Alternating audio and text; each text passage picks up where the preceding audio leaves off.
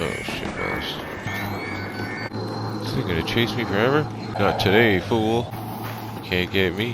What? Oh shit. Playtests in China? Sorry to burst your bubble, this might not mean what we think it means. Most people play games. I've spent years breaking them. Let's look at what's really going on. Embark is testing a separate version of Arc Raiders over in China, and some of the players took to X to show the 2 new modes that are currently being tested. That's right, 2 new modes that we can never see. The first mode is a PvP focus mode, dual boss or some placeholder name like that.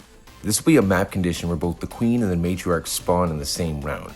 This really increases the PvP difficulty, which I know myself and other players are going to love. Also, this mode drops high tier exclusive loot when you finish the fight. This definitely amps up the PvP game. But the second map condition, that's the one I'm interested in. And the one I think the PvE players are going to be really excited about. The Rebellion Incident. This map condition is something I've seen before though. Rockstar has this feature in Red Dead Online. Simple explanation, you can roam the Wild West all you want. You can be as good or bad as you please. But if you start stacking bodies like you're Ed Gein, the game basically doxes you and the whole lobby suddenly becomes cheers where everybody knows your name. There's a bounty on your head and a lot of players who are more than willing to collect. The Rebellion Incident is similar to this with some differences. Basically, it starts with having friendly fire off by default, which I know a lot of you will love, but here's the twist. At any point, one of your squad mates or even another raider can intentionally, press a button or a prompt to declare a fight. This is where the Red Dead similarity comes in. Once a player chooses violence, they are permanently marked with a red icon on both the compass and the main map. Everyone knows what you did, now you gotta defend yourself from the whole lobby. Red Dead only gave the name of the player if you were in the area, then you had to go find them. It shifts the game from an extraction shooter to a most wanted hunt.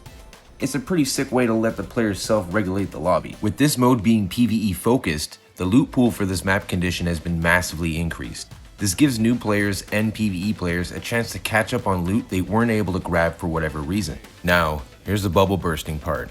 This is for everyone. These kind of beta tests happen a lot. There are so many we've never even heard of. A lot of studios do this, so here's the part you're not going to like to hear, but you need to hear it. We are not going to see these modes for a long time. We might never even see these modes. This kind of testing is just Embark testing their waters with their new ideas. If they work, awesome. Still doesn't mean globally we're going to get these modes. What it does mean is more testing. If that round goes well, maybe, just maybe, we will get a taste of these modes. But we still might not. What will most likely happen is the testing will go on, we will hear rumors, maybe a small update here or there. If we do get an announcement, the 2 modes might not even be the same modes. They could completely change from what we've already heard. Because that happens.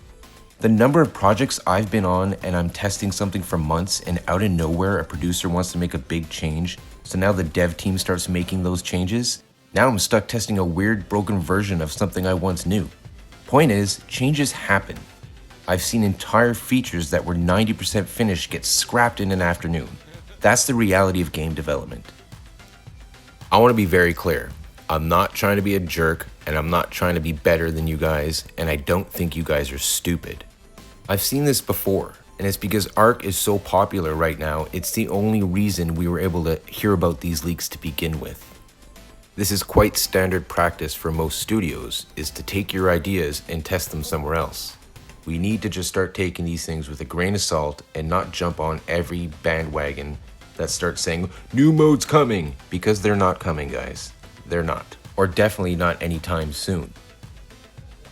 I'm just here to try to be the voice of reason in a very, very loud world right now. Because I don't want to hype things up when they don't need to be hyped. I don't want to clickbait you guys. I'm just trying to be honest and have fun creating stuff, because that's what I like to do, is create.